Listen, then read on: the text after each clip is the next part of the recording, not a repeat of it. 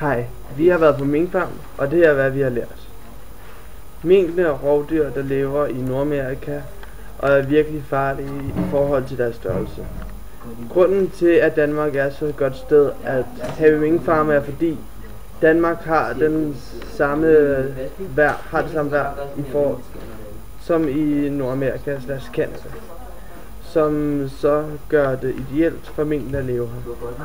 Ejerne af minkfarmene er ikke glade for folk filmer på hans minkfarme, siden at der er meget diskussion om mishandling på farmene. Vi har også lært,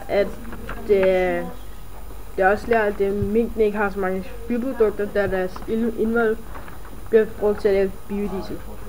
Vi har også lært, at minkene ikke kommer naturligt fra Danmark, men kommer fra Nordamerika og sydlige Canada.